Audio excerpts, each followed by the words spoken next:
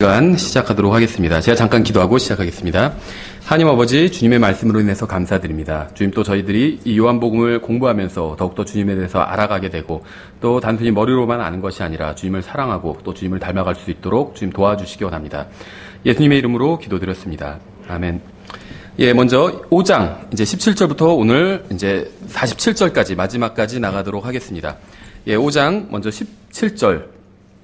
16절에 보시면 이제 예수님께서 안식일에 병자를 고쳐주셨기 때문에 이제 유대인들은 주님을 죽이려고 했죠. 그리고 이제 17절. 그러나 예수님께서 그들에게 응답하시되 내 아버지께서 지금까지 일하시니 나도 일한다 하시매. 유대인들에게 주신 이제 율법에는 안식일에 일하지 말라고 이렇게 하나님께서 말씀을 하셨습니다. 그렇죠? 근데 안식일에 일하지 말라고 말씀하신 하나님께서는 안식일이 제정된 이후부터 단 한 번도 쉬지 않고 일을 하셨습니다. 그렇죠. 안식일이 언제 제정됐나요? 6일 창조할 때 제정된 것이 아니라 출애굽기 20장에서 제정됐죠. 그 전에는 안식일에 대한 말씀이 한 번도 안식일에 대한 말씀을 하신 적이 없습니다. 그래서 출애굽기 20장에서 안식일에 대해서 하나님께서는 유대인들에게 제정해 주셨어요. 이방인들은 관련이 없는 말씀이죠. 유대인들에게 안식일에 대해서 제정을 해놓으시고 유대인들에게 너희는 일하지 말아라 이렇게 말씀을 하셨죠. 그리고 그렇지만 하나님께서는 그 이후에도 결코 일을 쉬신 적이 없다는 거예요. 그러니까 인류 역사가 6,000년이라면 이제 하나님은 그 전부터 쭉 존재해 계셨지만 인류 역사만 놓고 본다면 처음에 하나님께서 창조하실 때 6일 창조하시고 7일째 쉬셨죠. 단 하루 쉬시고 그 이후에는 쉬신 적이 없다는 겁니다. 영원히 쉬지 않으실 거예요. 졸지도 않고 주무시지도 않기 때문에 쉬지 않으실 거예요. 그렇죠? 어떻게 보면 하나님의 역사는 영원부터 영원까지일 텐데 하나님의 역사 중에 하나님께서는 단 하루만 쉬신 거예요. 그렇죠? 6일 창조 후에 7일째 한번 쉬신 것이죠. 예수님은 하나님이시기 때문에 안식일을 지켜야 할 의무가 없었습니다. 예수님은 물론 유대인으로 오신 이제 하나님이시지만 유대인이시기 전에 먼저 하나님이라는 것이죠. 그래서 이 안식일은 유대인들에게만 쉬어라 하고 제정해 주신 규칙이었어요. 그래서 이방인들과 관련이 없는 것이고 우리가 지난번에 살펴봤었죠. 이방인들과 그러니까 교회에 주신 신약 성경의 말씀에는 안식일을 지키라는 말씀이 나오지 않는다는 거죠. 10계명 중에 9계명은 반복되지만 이 안식일에 대한 계명은 나오지 않습니다. 예수님 그래서 이 안식일은 이제 유대인들에게만 주신 말씀이었는데 계명이었는데 예수님은 유대인으로 오시긴 했지만 그 이전에 또 하나님이시기 때문에 이 안식일에 쉬어야 한다는 이 원칙은 예수님에게는 해당되지 않는다는 겁니다. 그래서 예수님은 하나님이시기 때문에 안식일을 지켜야 할 의무가 없었다는 거예요. 예수님께서 안식일에 쉬지 않고 하나님께서 안식일에 쉬지 않고 일을 하시기 때문에 그래서 예수님께서도 내 아버지께서 지금까지 일하시니 나도 일한다 이렇게 말씀하신 것이죠. 인간이 죄를 지은 이후로 주님께서는 단 하루도 쉬신 적이 없습니다. 그래서 주님께서는 창세기 1장에서 7일째 되는 날 쉬셨지만 그 이후에는 한 번도 쉬신 적이 없어요. 주님께서는 인간을 구원하고 또 인간이 망쳐놓은 것을 바로 잡으시느라고 항상 바쁘게 일을 하셨죠. 지금도 일하고 계시고 하나님께서는. 예수님께서 하신 말씀의 요지는 유대인들은 안식일에 일해서는 안 되지만 아버지와 자신은 하나님이기 때문에 안식일에 일할 수 있다는 것이 예수님의 말씀의 요지였습니다. 그래서 예수님은 자신과 아버지가 동등하다고 말씀하신 거예요. 아버지께서 일하시니 나도 한다. 아버지께서 이걸 하니까 나도 한다. 이렇게 말씀하신 것이죠. 18절에 유대인들이 이런 이유로 더욱더 그분을 죽이려 하니라. 더욱더 그분을 죽인다. 이게 뭔 말일까요? 더욱더 죽인다. 한 번 죽이고 뭐 두 번 죽인다 이런 말은 아니겠죠. 그냥 이전보다 더 주님을 미워해서 더 죽이고자 하는 그러니까 죽이고자 하는 욕망이 훨씬 더 커졌다 이런 의미겠죠. 이는 그분께서 안식일을 어길 뿐 아니라 하나님이 자기 아버지라고 말하여 자기를 하나님과 동등하게 만드셨기 때문이라 이렇게 말씀하고 있죠. 이 구절은 유대인들이 주님의 말씀을 어떻게 이해했는지 잘 보여주고 있습니다. 이 구절은 어떻게 보면 요한복음의 핵심 구절이고 또 성경 전체의 핵심 구절이에요. 왜냐하면 제가 요한복음의 핵심 구절이라고 말씀드린 이유는 요한복음은 예수님께서 하나님이심을 증언하고 있죠. 마태복음은 예수님께서 왕이심을 증언하고 있고 누가복음은 예수님께서 인간이심을 증언하고 있고 마가복음은 예수님께서 종이심을 증언하고 있고 마찬가지로 요한복음은 예수님께서 하나님이라는 사실을 증언하고 있습니다. 또 성경 전체를 놓고 봐도 성경은 예수님에 대해서 증언하고 있다고 말씀하고 있죠. 예수님에 대한 무엇을 증언하고 있을까요? 기본적으로는 예수님이 하나님이라는 사실을 증언하고 있는 거예요. 인간이라는 사실은 증언할 필요가 없어요. 사실은 어떻게 보면 그렇죠. 제가 인간이라는 사실은 누구도 증언할 필요가 없죠. 근데 만약에 제가 하나님이라고 주장하려면 증거가 있어야 돼요. 그러니까 성경은 예수님이 하나님이라는 증거라는 것이죠. 우리가 이제 뒤에서 또 살펴보겠지만, 예, 그래서 이 구절은 굉장히 성경의 핵심 구절이고 요한복음의 특징을 잘 보여주는 구절이라고 볼 수가 있어요. 하나님이 자기 아버지라고 말하여 자기를 하나님과 동등하게 만드셨기 때문이더라. 예수님께서는 자신이 하나님 아버지와 완전히 동일하다고 주장하셨습니다. 완전히 동등하다고, 똑같다고 주장을 하신 겁니다. 만약 주님께서 진리를 말씀하지 않으셨다면 사형에 처해져야 되겠죠. 유대인들의 어떤 율법에 따르면. 예수님께서 자신을 아브람과 이삭과 야곱의 하나님과 동등하신 분이라고 주장한다면 두 하나님이 존재하게 되는 거죠. 왜냐하면 하나님이 계신데, 하나님 아버지가 계신데 예수님께서는 자기가 그 하나님 아버지와 동등하다고 주장을 하셨으니까 하나님 아버지가 계시고 동등한 하나님이 계시고, 그렇죠. 근데 신명기 6장에 의하면 하나님은 한 분이시기 때문에 예수님이 이런 주장을 했다면 죽임을 당해야 마땅한 거겠죠. 근데 만일 예수님의 주장이 자신이 하늘과 땅을 창조한 그 하나님이라고, 그러니까 이제 첫 번째 주장, 유대인들이 생각한 건 예수님이 아버지 하나님과 자기가 동등하다고 주장하신 것. 그러니까 아버지 하나님께서 계신데 그분과 동등한 또 다른 존재가 있다. 그게 바로 예수님이다. 이렇게 예수님의 주장이 그런 것이었다면 유대인들은 예수님을 죽일 수밖에 없었다는 거죠. 그런데 두 번째로, 만약에 예수님이 하나님과 단지 동등하신 분이 아니라 자기가 바로 그 하나님이다. 하늘과 땅을 창조한 그 하나님이 바로 자기다. 이렇게 주장을 하고 그것을 입증할 수 없었다면 예수님이 또 죽임을 당해야 했겠죠. 그러니까 어느 경우가 되었든 유대인들에게는 신성 모독에 해당한다고 생각을 했고, 따라서 예수님을 반드시 죽여야 한다고 이렇게 생각을 했습니다. 근데 만약에 이제 세 번째 가능성은 무엇이냐면 예수님께서 정말 육신을 입고 오신 하나님이라는 것이죠. 육신을 입고 오신 그 하나님. 근데 이제 예수님께서 자기가 하나님이다 이렇게 주장하기 위해서는 그 증거가 필요했어요. 표적이 필요했는데 그 표적은 무엇이냐면 바로 죽고 묻히고 부활하는 것입니다. 구약 성경에도 나와 있어요. 그러니까 정말 예수님이 하나님이라는 걸 정당하게 입증할 수 있는 방법이 무엇이었냐면 요나의 표적을 보여주는 것이었습니다. 이건 죽고 묻히고 부활하는 그 표적이었어요. 그래서 악하고 음란한 세대가 표적을 구하지만 대언자 요나의 표적밖엔 줄 표적이 없다 이렇게 말씀하셨죠. 그것만이 이제 정당하게 유대인들에게 허락된 표적이었습니다. 그러니까 예수님께서 자신을 입증하기 위해서는 그 표적을 보여주셔야 했는데 문제는 뭐냐면 아직 그렇게 하시기 전이잖아요. 요한복음 이 5장의 관점은. 그래서 유대인들 사이에서는 어떻게 인간이 하나님이 될 수 있는지에 관해서 이제 논쟁이 일어나게 된 것이죠. 우리는 구원받았고 성령님을 받았고 또 성경을 가지고 있고 또 수십 년간 교회에 다녔지만 가만히 생각해 보면 지금 유대인들이 당면한 문제는 이게 쉬운 문제는 아닙니다. 물론 우리는 예수님이 하나님이라는 사실을 믿고 있고 또 그 사실을 기뻐하고 성경을 통해서 우리가 충분히 확인을 했지만 우리의 그냥 머리로만 생각하면 혼란에 빠지고 또 확신을 잃어버릴 수 있다는 거예요. 그래서 지금도 간혹 이제 이런 질문은 종종 받아요. 그러니까 하나님에 대한 이 질문, 하나님 아버지, 또 성령님이 계시고 예수님이 계시고 이 세 분이 어떻게 하나가 될 수 있는지. 그렇죠.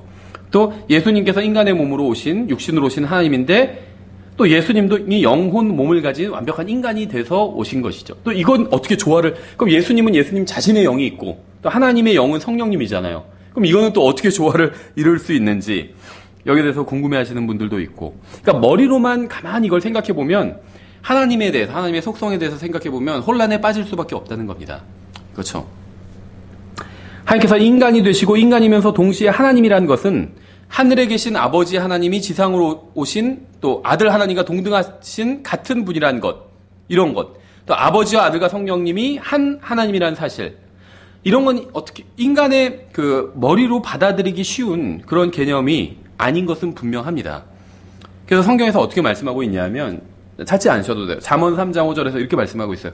내 마음을 다하여 주를 신뢰하고. 그러니까 뭐냐면 하나님을 믿으라는 거예요. 무엇으로 믿냐면 마음으로 믿으라는 거예요. 내 자신의 명철을 의지하지 말지어다. 이렇게 말씀하고 있어요. 명철은 뭐냐면 머리잖아요. 그렇죠. 명철을 의지하지 말래요. 그러니까 하나님을 믿는 문제에 있어서도 마찬가지예요. 이게 계산을 해보면 계산이 안 써요. 그러니까 하나님의 존재에 대한 것부터 계산이 안 써요. 그렇죠. 아버지와 아들과 성령님. 그럼 세 분 아니야. 근데 하나님은 한 분이라고 하잖아요. 계산이 안 돼요. 그래서 이거를 명철을 의지하지 말래요. 이 문제에 있어서. 마음을 다하여 주님을 신뢰하래요. 내 모든 길에서 그분을 인정하라. 그래야만 그분께서 내 행로들을 지도하시리라. 그러니까 주님을 인정하고 주님을 믿고 따르면 우리가 나아가야 될 길을, 우리가 성장해 나가야 될 길을 지도해 주신다는 겁니다. 이제 명철로 이걸 막 해결하려고 그러면 해결이 안 된다는 거예요. 성경은 단 한 번도 하나님의 정체를 완전히 파악하면 구원을 받으리라 이렇게 말씀하신 적이 없습니다. 주 예수 그리스도를 믿으라. 그러면 내가 구원을 받고 내 집이 받으리라 이렇게 말씀하셨지. 예수님에 관한 모든 것을 다 이해해야 구원받는 것이 아니라 그분을 믿어야 구원받는다고 말씀하고 있어요. 저는 예수님에 관한 모든 것을 이해하지는 못하지만 그분을 믿습니다.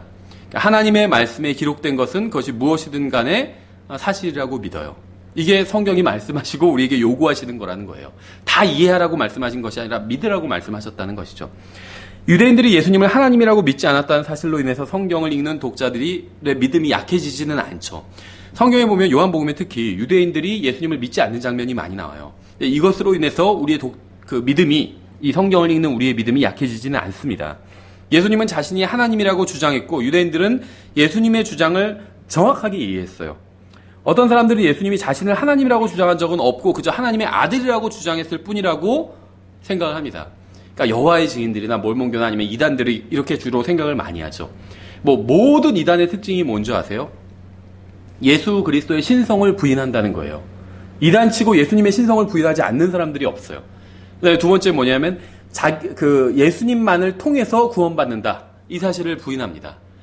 세 번째는 뭐냐면 이건 그냥 성경에 나온 거 아니고 제가 다 한번 생각을 해본 거예요. 세 번째 이단들의 특징은 뭐냐면 오직 자기들 교회만 맞다고 주장해요. 자기 교회에서 떠나가면 그 사람 구원을 잃어버린다든지 아니면 하나님께서 진노하신다든지 이렇게 가르친다는 거죠.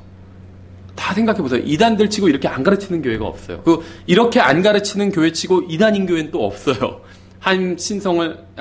예수님의 신성 인정하고 예수님만을 통해서 구원받는다는 사실을 인정하고 우리 교회 외에도 다른 데서 신앙생활 충분히 할 수 있다는 사실을 인정하고 이렇게 가르치는 교회 치고 이단인 교회는 없죠. 이단인 교회들이 꼭 그런 식으로 가르치죠. 그래서 하여튼 간에 이단들이 하는 말, 여호와의 증인 같은 사람들이 하는 말이 뭐냐면 예수님이 직접적으로 자기가 하나님이라고 주장한 적은 없다 이런 이야기를 합니다.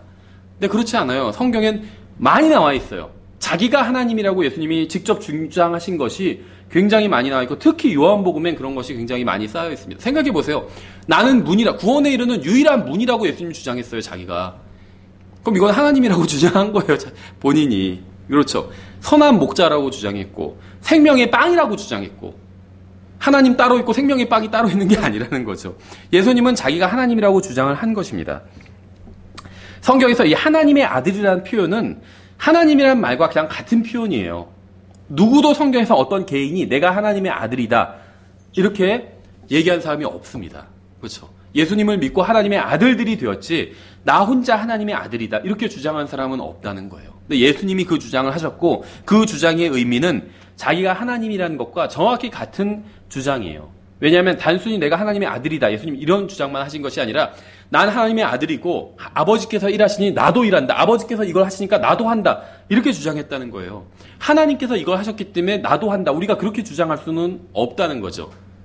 그래서 유대인들은 예수님께서 하시는 말씀의 핵심을 바로 다 캐치했습니다. 이 양반이 자기가 지금 여호와 하나님 아버지와 동일한 그분이라고 자기가 지금 그런 주장을 하고 있구나. 이건 신성 모독이다. 유대인들은 그렇게 판단했다는 거죠. 여기서 잠시 이제 신명기 13장을 한번 생각을 해볼게요. 주님께서는 유대인들에게 하신 말씀이 이제 그러니까 유대인들이 또 아니면 사울이 그리스도인들을 박해할 때, 유대인들이 예수님을 박해할 때 이제 근거로 제시했던 구절, 근거로 가지고 있었던 구절이 바로 이 신명기 13장이에요.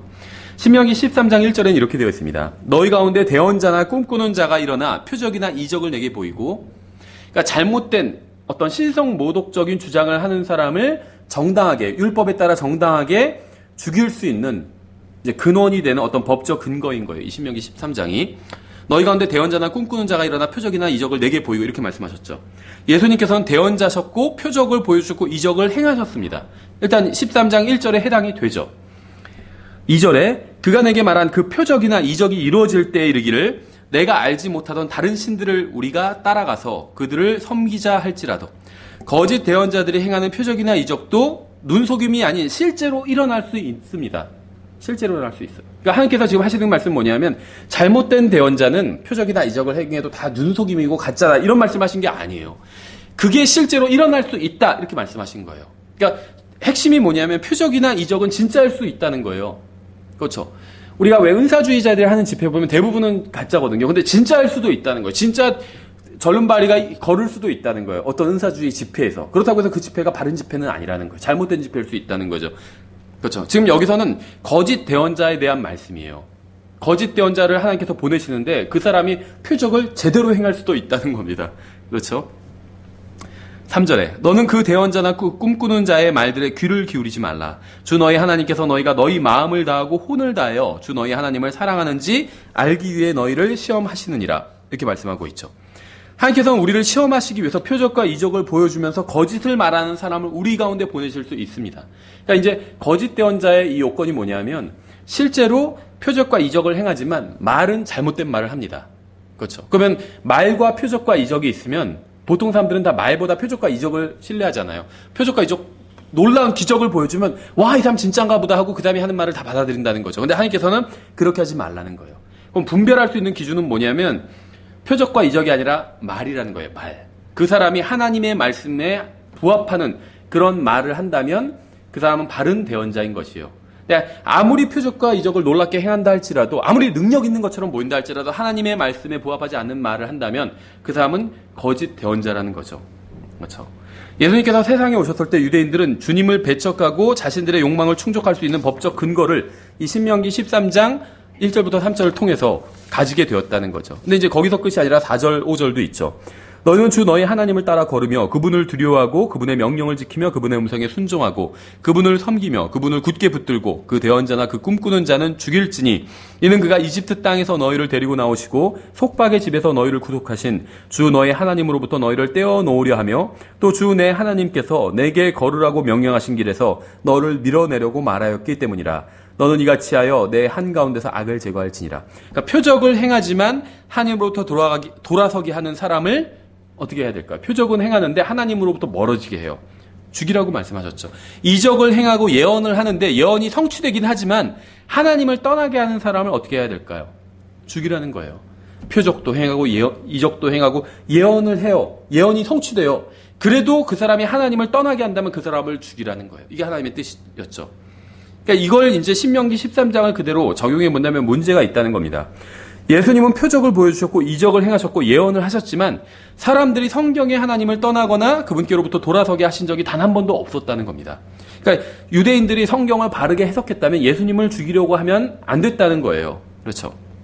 따라서 유대인들이 신명기 13장을 근거로 예수님을 배척하는 것은 성경의 올바른 사용이 아니었다는 거죠. 오직 한 분 하나님만이 존재하시는데 예수님은 자신을 하나님의 아들이라고 주장했어요. 그러니까 유대인들이 하나님과 하나님의 아들 사이의 관계를 받아들이지 못하자 예수님이 자기가 하나님이라고 직접적으로 주장하셨습니다. 요한복음에 분명히 나와요. 자신이 생명의 빵이고 살아있는 물이고 선한 목자고 구원의 물이고 부활이요 생명이라고 말씀하셨어요. 생각해보세요. 부활이요 생명. 나는 부활이요 생명이고 진리라고 말씀하셨어요. 그런데도 예수님은 자기가 하나님이라고 말씀하신 적이 없다. 이렇게 생각한다면 그 다음 독해가 하나도 안 되는 거죠. 생각해보세요. 누군가 하나님이 아는 천사장이 나와서 나는 부활이요 생명이요 진리다 이렇게 얘기하면 그 사람이 우리가 어떻게 받아들이겠어요? 아, 저 사람이 자기가 부활이고 생명이고 그렇다고 하지만 자기가 하나님은 아니라는 거구나. 이렇게 받아들일 수가 없다는 거죠.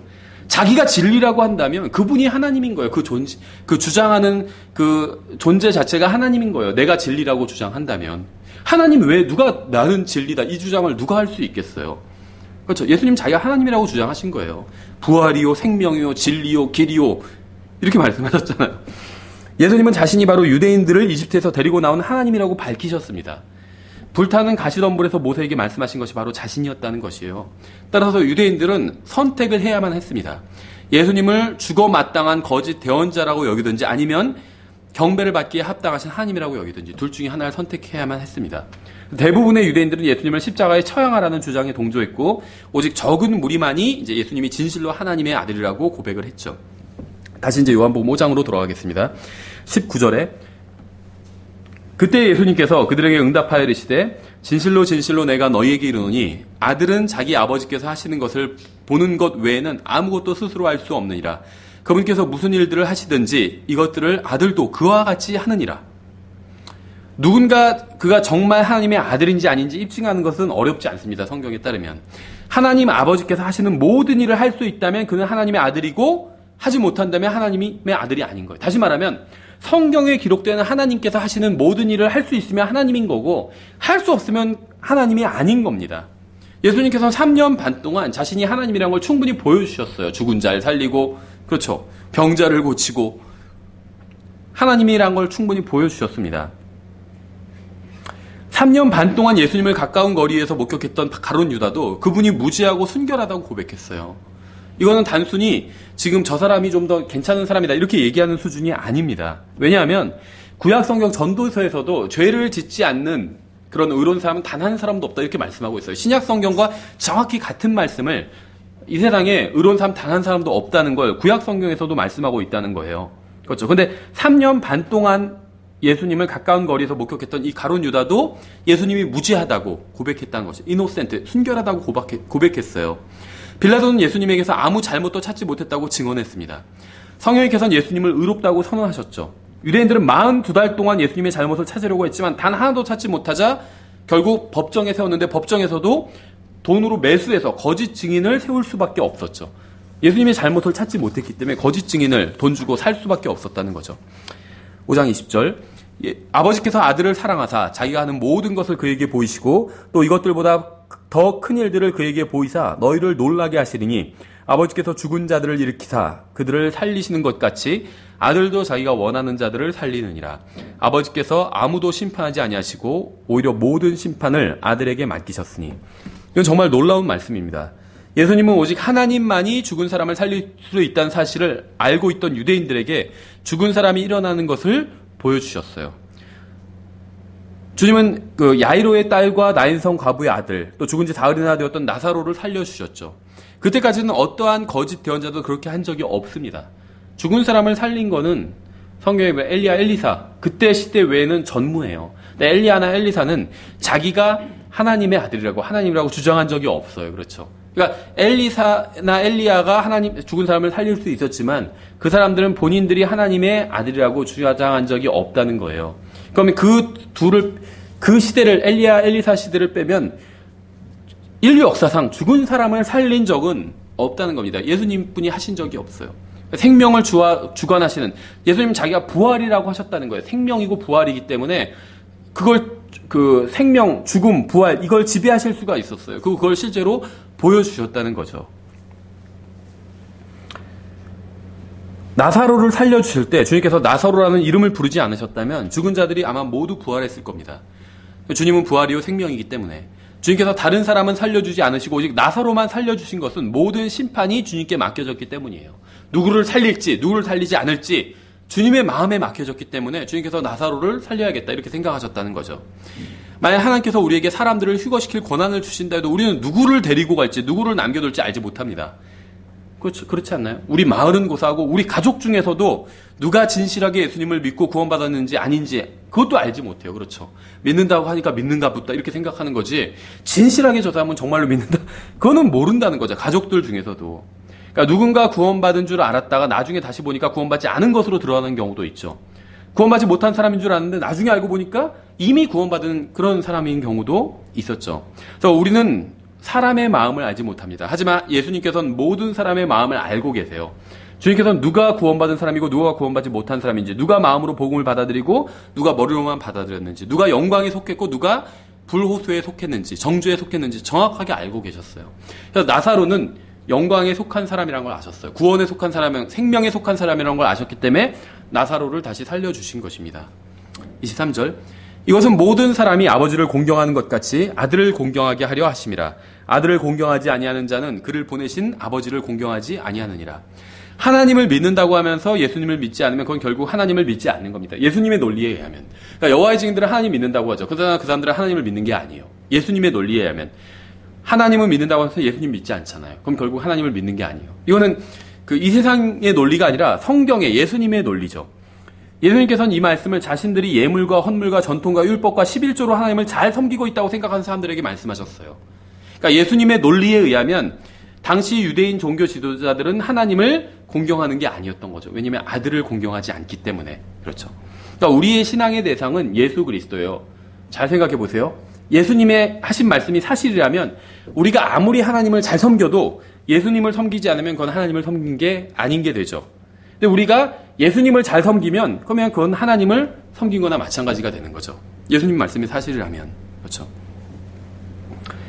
24절 진실로 진실로 내가 너희에게 이르노니 내 말을 듣고 또 나를 보내신 분을 믿는 자는 영존하는 생명이 있고 또 정죄에 이르지 아니하리니 사망에서 생명으로 옮겨졌느니라. 정말 엄청난 말씀이고 중요한 말씀이죠. 이건 정말 기독교의 기초를 이루는 말씀이고 구원받은 사람이라면 누구나 동의하는 말씀입니다. 근데 주님께서는 2000년 전 아직 부활의 표적도 보여주기 전 30년간 목수일을 하셨고 기적 몇 가지를 행하신 후 자신을 대적하는 사람들 앞에서 이 말씀을 하신 거예요. 우리는 지금 2000년이라는 시간이 지났고 충분히 예수님이 하나님이라는 사실을 알고 있고 또 이 복음서 구약 성경뿐만 아니라 신약 성경도 계시록까지 다 가지고 있죠. 이걸 다 읽어봤어요, 우리는. 그런 입장에서 지금 요한복음 5장 24절을 읽을 때 아멘 하고 이 말씀이 정말 진리다 이렇게 믿을 수가 있어요. 어렵지 않아요, 그렇게. 그렇죠. 근데 유대인들 입장을 한번 생각해보면 이게 이 말씀을 받아들이기는 쉽지 않았을 거예요. 예수님이 지금 사역의 초기예요. 기적 몇 가지 행하셨어요. 그런데 바로 얼마 전까지만 해도 30년간 목수로 살던 사람이에요. 그렇죠.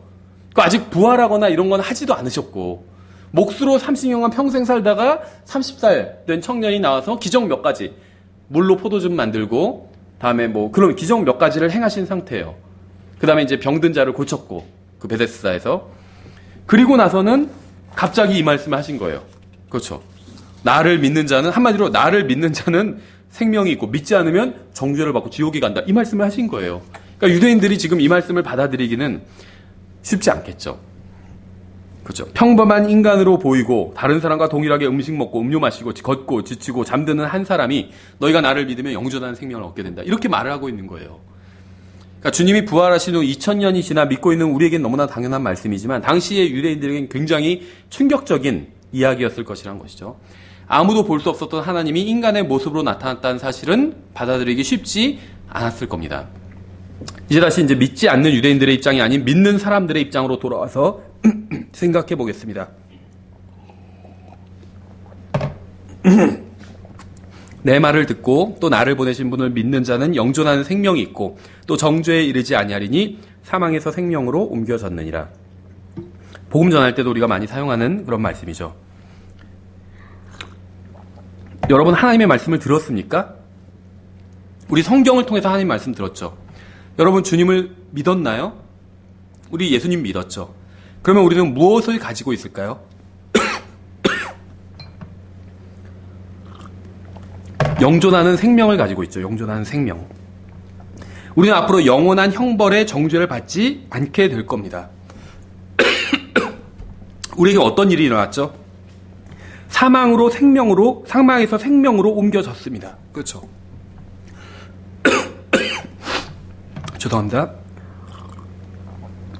이게 왜 위대한 말씀인 줄 아세요? 요한복음 5장 24절이. 이 구절에는 침례에 관한 이야기도 없고 교회 회원이 돼야 된다는 얘기도 없고 뭐 성례, 성사, 선행 이런 얘기가 전혀 없어요. 사망에서 생명으로 옮겨지는 이 문제를 이야기하면서 어떤 그런 것에 대한 이야기는 하나도 하지 않고 오직 믿음에 관해서만 이야기하고 있다는 거죠. 그렇죠. 내 말을 듣고 성경 하나님 말씀을 듣고 나를 보내신 분을 믿는 자는 영존하는 생명이 있고 또 정죄에 이르지 않는데요. 사망에서 생명으로 옮겨졌대요. 침례를 받아야 선행을 해야 이런 게 없다는 거죠. 믿음 이야기만 하고 있다는 겁니다. 그렇죠. 25절에 진실로 진실로 내가 너희에게 이르노니 죽은 자들이 하나님의 아들의 음성을 들을 때가 오고 있는데 곧 지금이라. 듣는 자들은 살리라. 아버지께서 자기 속에 생명이 있는 것 같이 아들에게도 주사 그 속에 생명이 있게 하셨고 또 그가 사람의 아들이므로 그에게 또한 심판을 집행할 권위를 주셨느니라. 하나님의 아들이 육신을 입고 사람의 아들이 돼서 심판을 집행할 권위를 이제 행사하시는 겁니다. 여기서 말하는 부활은 구약 성경에서 말씀하시는 죽은 자들의 오부, 죽은 자들의 부활과는 다른 부활이에요. 구약 성도들은 하나님께서 어느 날 모든 사람들을 다시 살리셔서 심판하실 것이라는 이 사실을 믿었습니다. 이게 이제 죽은 자들의 부활이에요. Resurrection of the Dead예요. 죽은 자들의 부활. 근데 이제 여기서 지금 요한복음 5장에서 하시는 말씀은 죽은 자들의 부활이 아니라 죽은 자들로부터의 부활이에요. 그러니까 Resurrection from the Dead예요. 이 차이를 아시겠죠? Resurrection of the Dead랑 Resurrection from the Dead. Resurrection of the Dead, 죽은 자들의 부활은 구원받지 않은 사람들이 참여하게 될 부활입니다. 모든 사람들이 다 부활할 때 큰 희망자 심판석 앞에서. 근데 죽은 자들로부터의 부활은 모든 사람들이 다 부활하는 게 아니라 어떤 사람들만 부활하는 것이에요. 그러니까 구원받은 사람들만 부활하게 되는, 흔히 말하면 생명의 부활인 겁니다. 죽은 자들의 부활은 이제 정죄의 부활인 것이고, 죽은 자들 중에 자신이 원하는 사람들을 선택해서 다시 살릴 수 있는 능력, 이것이 바로 지금 주님께서 말씀하시는 심판과 부활의 능력인 겁니다. 이러한 능력을 가진 존재는 죽음 자체보다 더 강한 분임에 틀림없죠. 인간 중에서는 누구도 그런 능력을 가진 존재가 없어요. 예수님은 죽은 자를 살리셨습니다. 하지만 우리는 그럴 수 없죠. 죽음이 우리에게 복종하지 않기 때문에. 생각해보세요. 장례식장에서 모두 슬픔에 잠겨있을 때 예수님께서는 죽음에게 내가 이 아이를 다시 살려야겠다라고 하셨을 때 죽음은 예 주님 말씀하신 대로 하십시오. 저는 물러가겠습니다. 이렇게 했다는 거예요. 우리는 죽음에 대한 아무런 권한이 없지만 예수님은 가지고 계셨습니다. 모하베드나 석가모니나 공자 이런 사람들은 죽음에 대한 아무런 권한도 없죠. 그래서 이 사람들이 뭐 누구를 살렸다 이런 기록은 없어요. 왜냐하면 그 사람들도 우리와 같은 인간이기 때문에. 오직 하나님만이 죽음에 대한 권능을 가지고 계시는데 예수님께서는 바로 그 권능을 가지고 계시다는 거예요. 그러니까 예수님이 하나님이라는 거죠. 28절에 이 말에 놀라지 말라. 무덤 속에 있는 모든 자들이 그의 음성을 듣고 나올 때가 오고 있나니 선을 행한 자들은 생명의 부활로 악을 행한 자들은 정죄의 부활로 나오리라. 예수님이 하신 말씀을 이해하시겠죠. 주님은 모든 사람이 죽으면 다 하늘나라에 가게 된다 이렇게 말씀하고 있는 것이 아닙니다. 만인 구원론, 그걸 믿는 사람들도 있어요. 모두 죽으면 결국은 다 구원받게 된다. 이게 만인 구원론이죠. 근데 예수님은 그렇게 말씀하지 않으셨어요. 어떤 사람들은 생명을 누리게 되고 어떤 사람들은 정죄를 받게 된다고 말씀하셨습니다. 그래서 지옥을 믿지 않는 사람들이 예수님을 싫어하는 거예요. 지옥과 정죄에 관해서 가장 많은 말씀을 하신 분이 바로 예수님이기 때문에 우리가 알고 있는 지옥에 관한 사실은 대부분 예수님의 말씀을 통해서 우리는 배우게 되었다는 거죠. 사도 바울이 지옥에 관해서 한 이야기는 많지 않아요. 그렇죠? 사도 바울이 지옥에 관해서 많은 얘기를 하지 않았어요. 오히려 지옥에 관한 대부분의 이야기는 예수님께서 하셨다는 것이죠. 그러니까 예수님을 믿는다고 하면서 지옥의 존재를 부정할 수는 없다는 겁니다.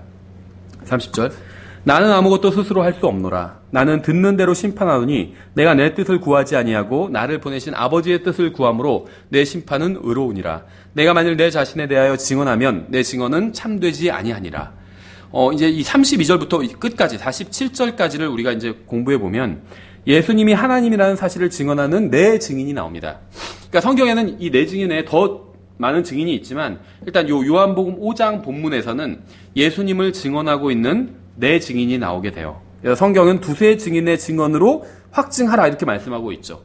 그러니까 성경은 율법이 요구하는 것보다 최대치 두세 증인이니까 많으면 세 명이잖아요. 그 사람들이 말하면 그것으로 어떤 것을 확증하라 이렇게 말씀하셨는데 3명보다 더 많은 증인, 4증인을 지금 제시하면서 예수님이 하나님이라고 증언하고 있죠. 첫 번째 증언을 하는 이 증인은 누구냐면 32절에 나오죠. 나에 대하여 증언하시는 다른 분이 있는데 나는 그분께서 나에 대하여 증언하시는 그 증언이 참된 줄을 아노라. 너희가 요한에게 사람을 보내매 그가 진리에 대하여 증언하였느니라. 저도 뭐 100% 잘 모르겠는데 이 부분이 좀 번역이 약간 잘못된 것 같아요. 무슨 말이냐면, 그러니까 영어로는 똑같아요. 근데 이제 한국말로는 이게 성경에서 he라고 대명사가 나오면 이제 일반적인 사람일 경우에 그 사람, 그자 뭐 이런 식으로 번역을 하면 되겠지만 하나님일 경우엔 그분 이렇게 번역을 하죠. 성경에서는 하나님일 때만 이제 그분 이런 식으로 번역을 하고 있습니다. 근데 아마 이제 여기서 번역하시는 분이 나에 대하여 증언하시는 다른 분이 있는데 그분은 나는 그분께 하면서 이 문맥에서 이게 하나님 아버지일 것이다 이렇게 생각하신 것 같아요. 그래서 그렇게 번역하신 것 같은데 문맥을 보면 지금 31절에선 내가 만약에 내 자신에 대해서 증언하면 나의 증언이 참되지 않다 이렇게 말씀하셨죠. 그래서 이제 내가 스스로 증언하지 않고 다른 증인을 불러 세워보마 이렇게 얘기하신 거예요. 그러면서 이제 32절부터 다른 증인을 제시하고 있는데 첫 번째 증인이 뭐냐면 누구냐면 하나님 아버지가 아니라 요한이에요. 요한.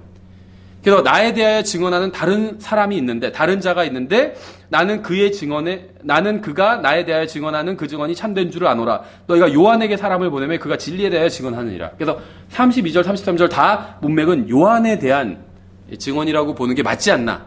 그냥 저는 이제 읽으면서 그런 생각이 들었습니다. 그렇죠? 그래서 첫 번째 증인은 요한이에요. 요한복음 5장에 나온 예수님을 증언한, 예수님이 하나님이라고 증언하는 첫 번째 증인은 바로 요한입니다.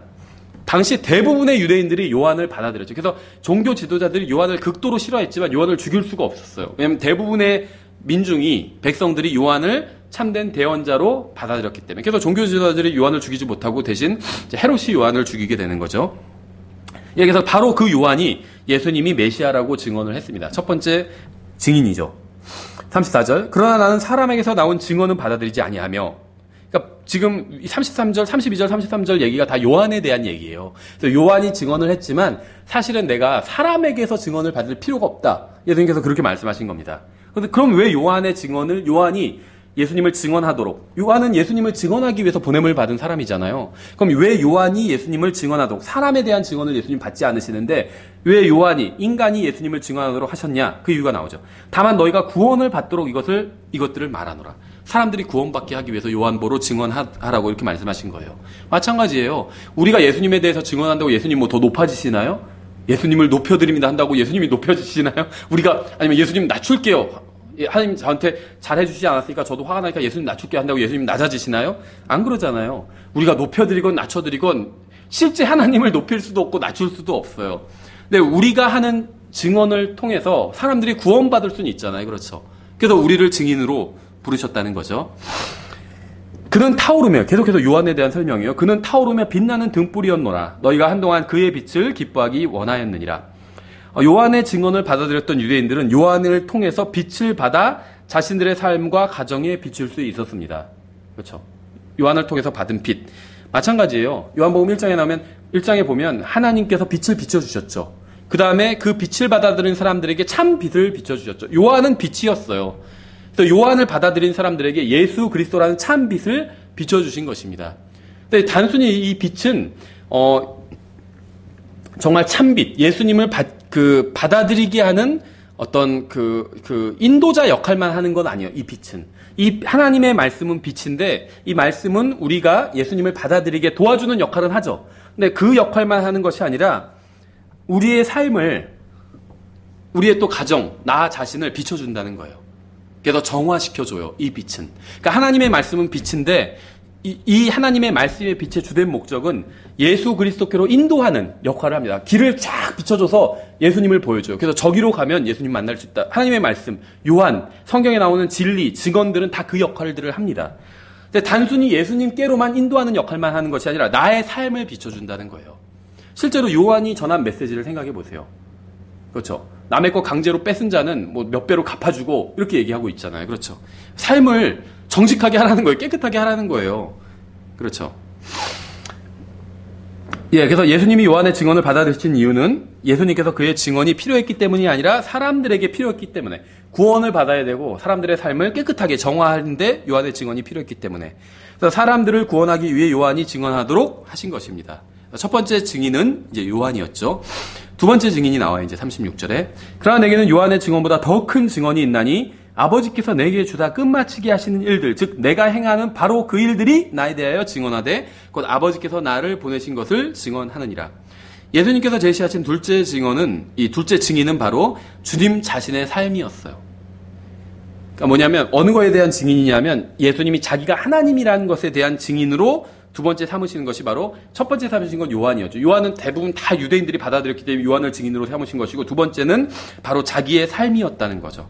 주님의 행위가 주님이 하나님의 아들이라는 사실을 증언한다는 겁니다. 이거는 정말 어떻게 보면 주님이시기 때문에 하실 수 있는 얘기겠죠. 누가 이런 증언을 하겠어요. 그렇죠. 생각해 보세요. 우리도 하나님의 아들이 되었죠. 당신이 하나님의 아들인 걸 어떻게 알아? 누가 저에게 물으면 나의 행위를 보면 알 수 있습니다. 이렇게 말할 수가 없겠죠. 그렇게 말하고 싶지만 그렇게 말할 수가 없어요. 그럼 행위를 자세히 보니까 아닐 것 같은데 그럴 수 있잖아요. 제가 하나님의 아들이라는 증언은 오직 이 성경을 통해서밖에 할 수가 없습니다. 그렇죠. 근데 예수님은 성경뿐만 아니라 자기의 행위를 보여주면서 봐라, 나 하나님의 아들이 맞다. 이렇게 얘기하신 거예요. 도전이 되죠. 우리도 사실 그렇게 할 수가 있어요. 왠지 아세요? 우리 안에 성령님께서 계시기 때문에, 예수님의 영이 계시기 때문에 우리가 그분께 온전히 순종하는 삶을 산다면, 다른 사람들에게 그런 삶을 보인다면 우리도 그렇게 얘기할 수 있겠죠. 내가 그리스도인, 구원받은 사람, 하나님의 아들인 증거는 바로 나의 삶이다. 그렇게 말할 수 있는 사람은 정말 복된 사람이겠죠. 대부분 그것이 불가능하지만, 그러니까 현실적으로 불가능하지만 우리 자신은 로마서에서는 모든 사람이 죄를 지어 하나님의 영광에 이르지 못했다고 말씀합니다.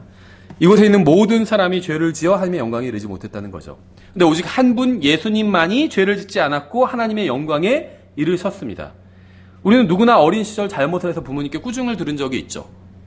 한번 생각해 보세요. 예수님이 요셉이나 마리아에게 꾸중을 들은 적이 있을까요?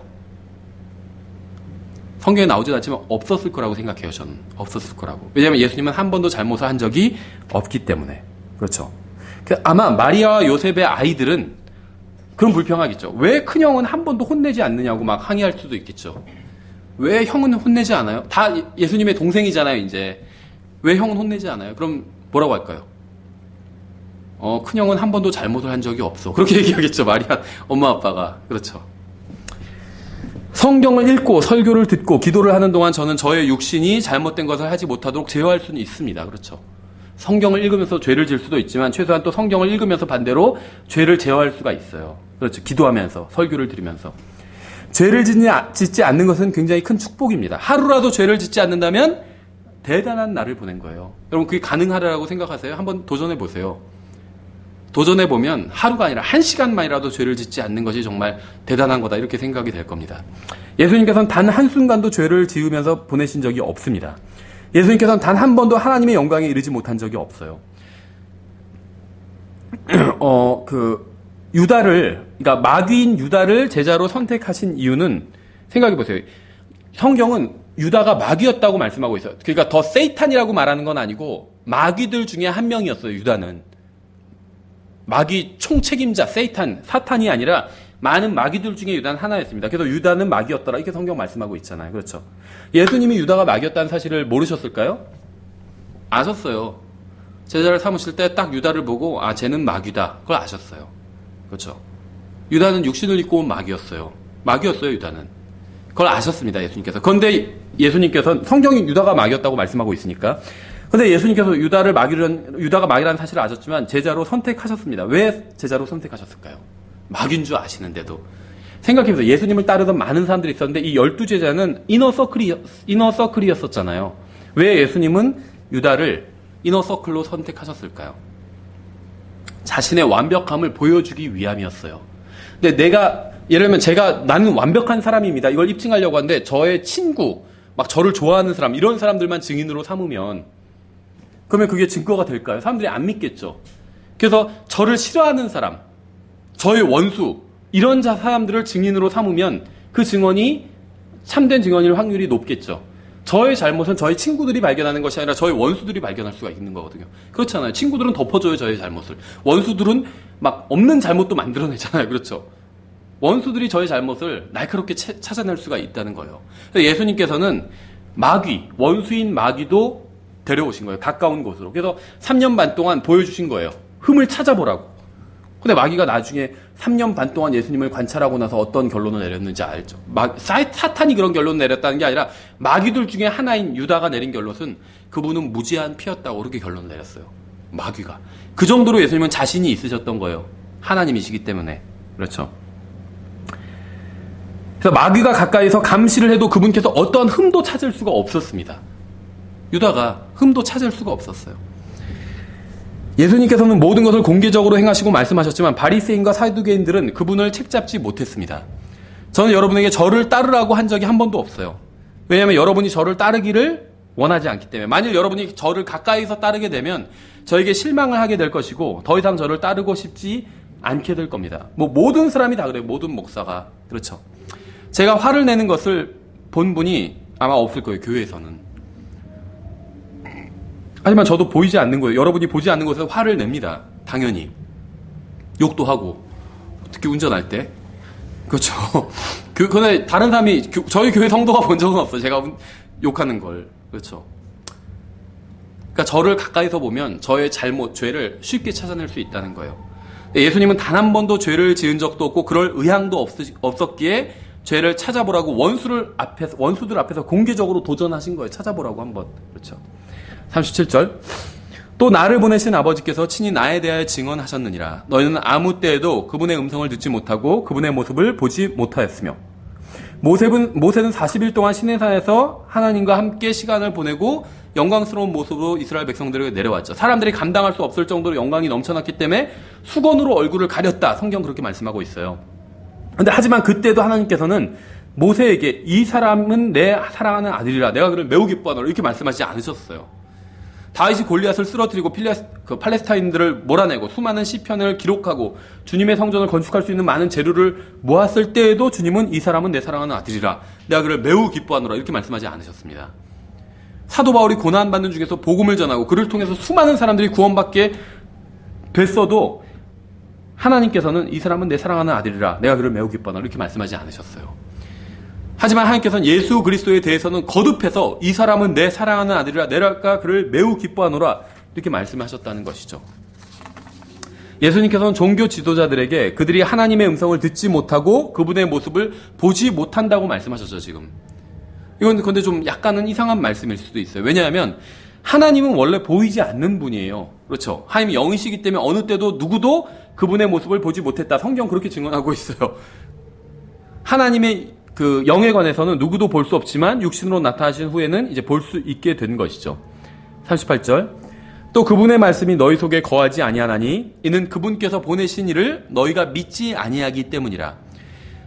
누군가 예수님을 믿는다면 그의 마음속에는 하나님의 말씀이 있습니다. 예수님을 하나님으로 믿지 않는 여호와의 증인들이나 몰몬 교인들의 마음속에는 하나님의 말씀이 없어요.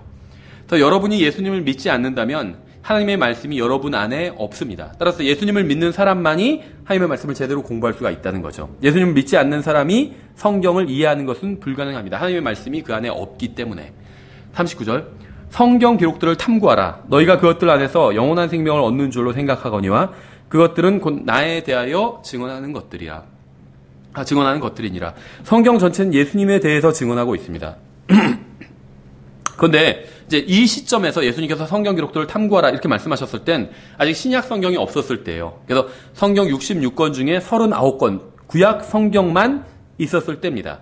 그런데 이 구약 성경이 예수님에 대해 증언하고 있다고 말씀하고 있어요. 그러니까 우리가 성경이 예수님에 대해서 증언하고 있다 하면 보통 신약 성경 생각하잖아요. 그런데 이 지금 시점엔 신약 성경이 존재하지 않았어요. 아직 기록되지도 않았기 때문에. 그래서 여기서 예수님께서 성경 기록이 나에 대해서 증언하고 있다 이렇게 말씀하고 있는 이 성경 기록은 구약 성경을 말하고 있다는 겁니다. 그래서 구약 성경은 예수님에 따르면 예수님을 증언하고 있어요. 그렇죠.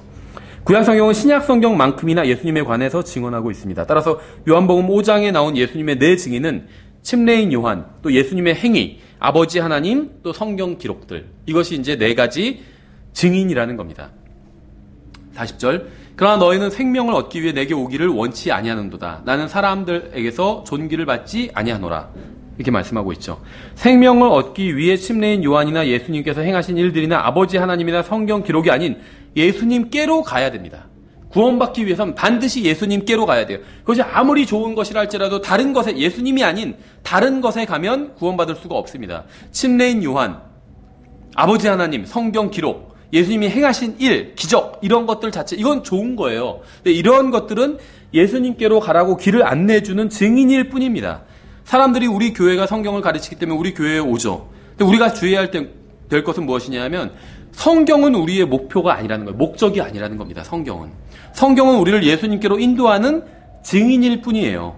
우리가 몇 년에 걸쳐 성경을 배우지만 예수님과의 관계는 조금도 나아지지 않는다면 그건 결국 성경 헛배웠다는 거예요. 왜냐하면 성경은 목적이 아닌 수단이기 때문에. 그러니까 뭔 말이냐면 성경을 아무리 많이 알고 있어도 예수님과 관계가 좋지 않다면 아무런 소용이 없다는 거예요. 그렇죠. 성경은 목적이 아니라 수단이기 때문에 목적은 예수님입니다. 예수님과 친밀한 관계를 맺는 것 이게 목적이지 성경 지식을 단순히 많이 아는 것 이건 목적이 아니라는 거예요. 그렇죠. 성경은 주님이 아닌 주님을 알 수 있는 도구에 불과하다는 거예요. 그러니까 킹제임 성경 믿는 사람들은 어떤 사람들은 뭐 성경 숭배자다 이런데 우리는 성경 숭배하지 않는다는 거예요. 우리의 목적은 성경이 아니라 킹제임 성경이 아니라 예수 그리스도이기 때문에. 그렇죠. 우리는 사람들에게 예수님을 증언하고 그분께로 인도하는 네 증인에 대해서 살펴봤습니다. 그렇다면 이제 사람들은 왜 이 네 증인의 증언을 거부하는 걸까요? 왜 예수님을 믿지 않는 걸까요? 이제 그 마지막으로 이유 세 가지를 간단하게 좀 살펴보겠습니다. 42절에 다만 내가 너희를 알거니와 너희에게는 하나님을 향한 사랑이 너희 속에 없느니라. 지금 이 사람들의 문제를 정확히 파악하고 있는 거죠. 예수님께서. 이 사람들의 문제는 뭐였냐면 단순히 죄를 좀 짓는다, 뭘 더 한다, 이것이 아니라 하나님을 사랑하지 않는다는 게 이 사람들의 문제였어요. 반대로 그러면 모든 것의 답은 하나님을 사랑함에 있습니다. 그렇죠. 그래서 저는 예전에도 청년부 이제 다른 교회에선 이제 맡은 적이 있었는데, 결혼의 어떤 조건 있잖아요. 어떤 사람을 만나야 되는지 뭐 이런 거 물어보는 사람들이 있거든요. 그럴 때 항상 이 답을 줬었어요. 왜냐면 보통은 이제 기독교인들은 무슨 예수님 믿는 사람으로 끝나는 것이 아니라 이제 배우자의 조건 예수님도 믿고 세상적으로도 뭐 이렇게 성공하고 뭐 이런 사람들을 찾잖아요. 그렇죠. 마찬가지예요. 남자도 마찬가지예요. 예수님을 믿는 자매로 끝나는 것이 아니라 예수님도 믿고 그래도 좀 예쁘고 이런 자매를 찾잖아요. 다른 조건도 찾잖아요. 더 하잖아. 킹제임스 성경 믿는 진영도 마찬가지더라고요. 근데 더 몇 가지가 더해져요. 예수님 믿고, 그 다음에는 킹제임스 성경 믿고, 그 다음에 세대주의 받아들이고, 막 이런 식으로 몇 가지가 더해져요. 그걸로 끝나는 게 아니라, 그리고 또 뭐 직업도 괜찮아야 되고, 뭐 좋은 학교 나와야 되고, 막 이런 식으로. 형제 같은 경우는 그리고 뭐 자매가 좀 예뻐야 되고, 막 이런 게 붙고. 그러니까 조건이 이 세상보다, 다른 교회 다니는 사람보다 훨씬 많아요. 킹제임스 성경 믿는 사람들이. 성경에는 그런 말씀이 없잖아요. 누구랑 결혼해야 되는데 구원만 받은 사람, 구원만 받으면 된다, 이렇게 말씀하고 있잖아요. 성경은 구원 받은 사람과 결혼해라 이렇게 말씀하고 있지만 구원만 받으면 된다 이렇게 말씀하지도 않아요. 또 그렇죠. 그렇다고 해서 뭐 킹제임스 성경 믿어야 된다 이런 말씀도 없어요. 전천년주의 믿으면 된다 이런 말씀도 없다는 거죠. 성경을 제가 읽어보고 내린 결론은 뭐냐면, 그러면 하나님을 사랑하는 사람과 결혼하면 돼요. 이게 하나님께서 요구하시는 유일한 조건입니다. 남자나 여자나 하나님을 사랑하는, 돈이 많건 적건, 뭐 아니면 뭐가 좋건 나쁘건 하나님을 사랑하는 사람, 여기에 모든 답이 있어요. 모든 답이. 그렇죠. 하나님을 사랑하면 예수님도 사랑하죠. 그분의 말씀도 사랑해요. 그렇죠. 그분의 가르침도 사랑합니다. 다 담겨 있어요. 이 안에. 하나님을 사랑한다는 것 이 안에. 그렇죠. 그래서 하나님을 사랑하는, 그래서 이게 핵심인데, 예수님께서 유대인들을 보시니까 그 사람들의 문제는 바로 본질적인 가장 근원적인 문제, 하나님을 사랑함이 그 사람들 속에 없다는 겁니다. 정확히 지적해내신 것이죠. 하나님의 존재를 믿는 사람들은 많지만 하나님을 사랑하는 사람은 많지 않았어요. 생각해보세요. 예수님이 상대하고 계신 지금 이 종교 지도자들, 유대인들, 하나님의 존재 다 믿어요. 그렇죠. 하나님을 사랑하지는 않잖아요. 그렇죠. 하나님을 사랑하지 않기 때문에 하나님의 증인들을 거부하는 겁니다. 이런 거나 같아요. 자신에게 아버지가 있다는 사실은 믿지만 아버지를 사랑하지 않는 남자아이들도 있죠. 어머니가 있다는 사실은 믿지만 어머니를 사랑하지 않는 여자아이들도 있습니다. 예수님의 말씀에 의하면 사람들이 하나님의 증언을 받아들이지 않는 이유는 하나님을 사랑하지 않기 때문이에요. 하나님을 사랑하면 하나님의 증언들을 받아들입니다. 43절, 내가 내 아버지의 이름으로 왔는데 너희가 나를 받아들이지 아니하나 만일 다른 자가 자기 이름으로 오면 너희가 그를 받아들이리라. 사람들은 세상에서 대단하다고 인정받는 뭐 설교자, 부흥사, 병 고치는 기적을 행하는 사람들, 이런 사람들을 받아들이죠. 하지만 예수님을 전하는 사람은 인기가 없습니다. 그렇죠? 44절, 너희가 스스로 존귀를 받고 오직 하나님으로부터만 나오는 존귀는 구하지 아니하니 어찌 믿을 수 있겠느냐. 그러니까 사람 서로 간의 존귀를 구하기 때문에 예수님을 믿을 수 없다 이렇게 말씀하고 있는 거죠. 여기에 사람들이 예수님을 거부하는 두 번째 이유가 이 44절에 나와 있어요. 사람들이 예수님을 믿기 꺼리는 이유는 동료나 친척이나 친구들이나 가족에게서 인정을 받지 못하게 되지는 않을까, 이걸 걱정하기 때문에 예수님을 믿기를 꺼리는 겁니다. 그렇죠. 사람에게서 오는 존귀를 구하기 때문에. 사람들은 다른 사람으로부터 오는 존귀를 구하기 때문에 예수님을 거부하는 거예요. 예수님을 신실하게 믿는 것은 사람들에게 인기가 없는 일입니다. 예수님을 잘 믿으면 사람들한테 욕먹을까 봐, 한마디로. 그래서 예수님을 안 믿겠다고 하는 거예요. 이것이 바로 사람들이 예수님을 신실하게 따르는 것을 꺼리게 만드는 이유라는 거죠. 45절에 내가 너희를 아버지께 고소하리라고 생각하지 말라. 너희를 고소하는 자가 있으니 곧 너희가 신뢰하는 자 모세니라. 너희가 모세를 믿었더라면 나를 믿었으리니 그는 나에 대하여 기록하였느니라. 그러나 너희가 그의 글도 믿지 아니하거든 어찌 내 말들을 믿겠느냐 하시니라. 사람들이 예수님을 믿지 않는 세 번째 이유. 첫 번째 이유는 하나님을 사랑하지 않기 때문에 예수님 믿지 않는 것이고, 두 번째는 사람들에게 존귀를 받고 인정받는 것, 이거를 받지 못하게 될까 봐 예수님을 믿으면. 그래서 예수님을 믿지 않는 것이고, 세 번째 이유는 구약 성경을 믿지 않기 때문에, 모세의 글들을 믿지 않기 때문에, 창세기를 믿지 않기 때문에 예수님을 믿지 않는 것입니다. 이 특히 47절은 자녀 교육과 관련해서 굉장히 중요한 말씀이에요. 예수님께서는 사람들이 성경을 믿지 않기 때문에 모세의 글을 그러니까 예수님께서 하신 말씀이 뭐냐면, 이 구약 성경을 그러니까 지칭할 때, 그러니까 율법과 시편과 대언자들의 글, 이런 식으로 부를 수도 있죠. 구약 성경을. 그럼 율법은 모세 오경을 말하는 거예요. 그렇죠. 그 시편은 이제 시가서 5편을 말하는 거고, 대언자들의 글은 대언서, 그러니까 그 이사야부터 말라기까지 이 대언서뿐만 아니라 이제 그 사무엘기 상하, 역대기 상하 이거 다 포함해서 다 대언서라고 부릅니다, 보통. 이렇게 부르는 것이고, 만약에 성경을 두 가지로 구분할 때 구약 성경을 율법과 대언자들의 글 하면 모세 오경이 율법이고 그 뒤부터는 다 이제 대언자들의 글에 들어간다. 이렇게 보시면 돼요. 근데 예수님께서는 지금 그걸 통칭하는 글이 이제 성경 기록들이란 글이고, 성경 기록들이란 표현이고, 그럼 구약 성경 전체를 한 번에 부르는 표현이 성경 기록들이란 표현이에요. 그런데 예수님께서는 지금 여기서 성경 기록들이 나에 대하여 증언하니라 이렇게 말씀하고 있는 것이 아니라 모세의 글이라고 특정하고 계시다는 거예요. 모세의 글. 그렇죠. 그럼 여기서는 사실 모세의 글 중에서도 뭐냐면 창세기 부분을 의미하고 있어요. 창세기 부분. 물론 이제 율법 전체를 다 의미하는 것이긴 하지만 모세의 글 전체가 율법 전체니까, 예수님께서는 사람들이 성경을 믿지 않기 때문에 아니라 모세의 글을 믿지 않기 때문에 자신을 믿지 않는다고 말씀하셨습니다. 이해가 가세요? 왜 이렇게 말씀하셨는지를? 이게 아이들 교육과 관련이 굉장히 밀접한 말씀이에요. 여러분, 왜 청년들이 20살 대학생들, 청년들이 요한복음을 믿지 않는지 아세요? 요한복음은 뭐냐면 예수님이 하나님이라는 걸 증언하고 있는 게 요한복음이죠. 왜 대학생들이 요한복음, 예수님이 하나님이라는 사실을 믿지 않는지 아세요? 초등학교, 중학교, 대학, 고등학교 때 창세기에 반대되는 것을 배웠기 때문에. 창세기에 뭐가 기록되어 있죠? 하나님께서 모든 것을 창조하셨다고 나와 있죠. 근데 아이들이 초, 중, 고에서 배우는 게 뭐죠? 진화론을 배웠잖아요. 진화론. 진화론을 배웠기 때문에 요한복음을 믿지 않는 거예요. 그렇죠? 모세가 기록한 것을 믿지 않는 사람은 예수님께서 말씀하신 것도 믿지 않습니다. 창세기 믿지 않는 사람은 요한복음 믿지 않는다는 거예요. 그렇죠? 마귀가 우리나라에서 행한 가장 치명적인 짓이 무엇인지 아세요? 학교에서 아이들이 진화론을 배우도록 한 거예요. 뭐 우리나라는 약간 이제 뭐 기독교 전통의 국가는 아니니까, 미국 같은 경우를 예를 들면 생각해 보세요. 1970년대 직접적으로 하나님은 예를 들면 뭐 예수님 믿으면 안 된다 이런 말을 공공연하게 하기는 쉽지 않았어요. 그 미국의 사회적 분위기가 1960년, 70년대. 그럴 때 또 하나님은 존재하지 않는다 이렇게 말할 수도 없었어요. 그래서 마귀가 선택한 전략은 뭐냐면 이제 그런 건 다 접어두고 사실은 이 인류의 기원이 뭐 몇백만 년 전에 어떻게 출현하게 됐다. 이 진화론을 가르치기 시작한 거예요. 그래서 거기에 세뇌된 사람들은 나중에 하나님의 말씀, 요한복음을 자연스럽게 거부할 수 있는 준비가 되었다는 것이죠. 진화론이 사실이라고 배운 아이들은 예수님을 거부할 만반의 준비가 갖춰진 겁니다. 하나님이 존재한다고 믿지 않으면 하나님의 아들도 믿지 않게 돼요. 그렇죠. 하나님도 없는데 무슨 하나님의 아들이 어디 있어요. 창세기는 하나님이 존재한다고 가르치고 있죠. 요한복음은 하나님의 아들에 대해서 가르치고 있어요. 하나님에 대해서 무력화시키면 하나님의 아들은 당연히 거부하게 된다는 거죠. 하늘에 하나님께서 존재하신다는 사실을 믿지 않으면 하나님께로 가는 유일한 길이 예수 그리스도라는 사실을 믿지 않게 되는 거예요. 생각해 보세요. 하늘에 하나님이 계시지도 않는데 하나님께로 가는, 하늘나라에 가는 유일한 길 같은 게 왜 그걸 믿어야 되겠어요?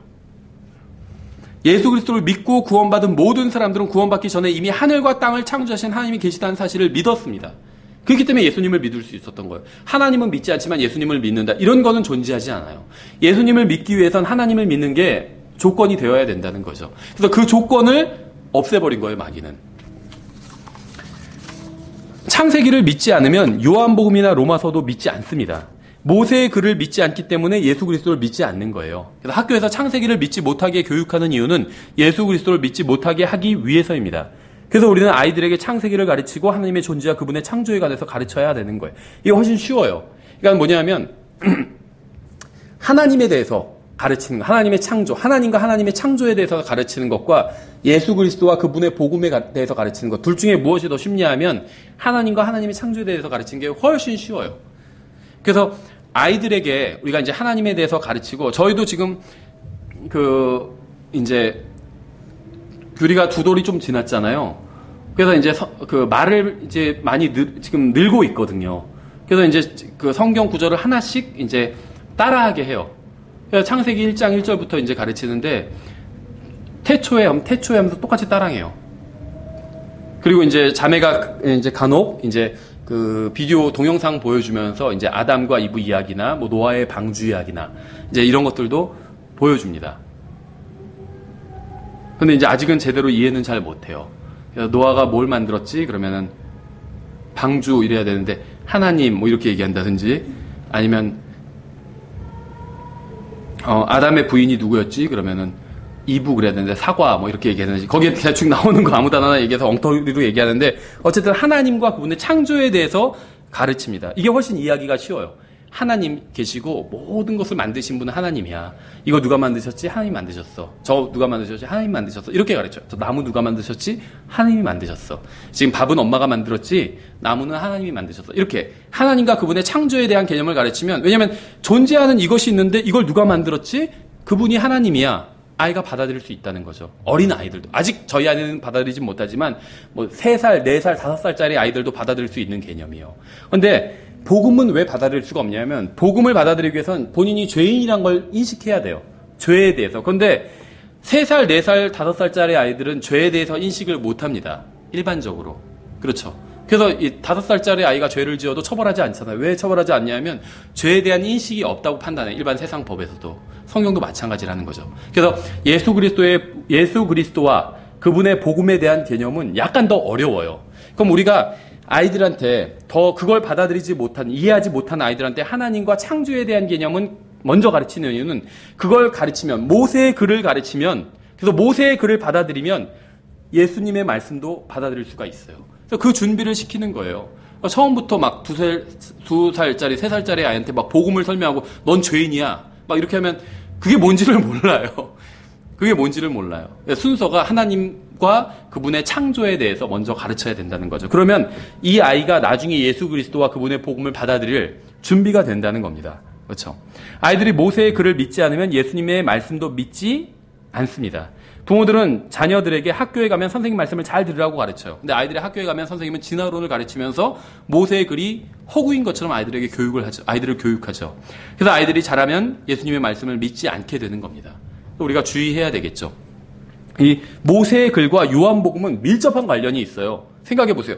모세의 글이 처음에 어떻게 시작하죠? 처음에 하나님께서 하늘과 땅을 창조하시니 이렇게 시작하죠. 요한복음은 어떻게 시작하죠? 처음에 말씀이 계셨고 말씀이 하나님과 함께 계셨으며 말씀이 하나님이셨느니라. 관련이 굉장히 깊다는 거죠. 그래서 우리가 모세의 글을 가르쳐야 요한복음도 가르칠 수 있는 겁니다. 그래서 모세의 글과 요한복음은 서로 이 증언이 서로 밀접하게 연결되어 있기 때문에, 여기서 정리하면 예수님을 증언하는 4가지는 이제 침례인 요한과 예수님의 행위와 아버지 하나님과 성경 기록들이죠. 사람들은 하나님을 사랑하지 않고 다른 사람의 존귀를 구하고 있고 또 모세의 글을 믿지 않기 때문에 또 예수님을 거부하고 있는 거죠. 예, 그래서 이게 요한복음 5장에 나온 예수님의 4 증인과 또 사람들이 예수님을 거부하는 3가지 이유인 겁니다. 예, 그래서 다음 시간에 계속해서 요한복음을 살펴보도록 하겠습니다. 기도하고 마치겠습니다. 하나님 아버지, 주님의 말씀으로 인해서 감사드립니다. 정말 저희가 아무것도 한 것이 없고 오직 주님의 말씀을 믿고 예수 그리스도를 구원자로 믿었을 뿐인데 저에게 정말 영원한 생명을 주시고 또 사망에서 생명으로 옮겨주셔서 감사드립니다. 지금 저희가 또 저희들만 믿는 것이 아니라 또 다른 사람들에게 주님의 진리를 증언하고 특히 또 아이들에게도 주님의 진리를 바르게 증언할 수 있도록 또 저희들에게 지혜를 주시기 원합니다. 주님께서 저희들에게 주신 모든 말씀으로 해서 감사드리고 또 이러한 모든 말씀을 통해서 오직 주님께서만 영광 받으시기 원합니다. 예수님의 이름으로 기도드렸습니다. 아멘. 예, 마쳤습니다. 감사합니다.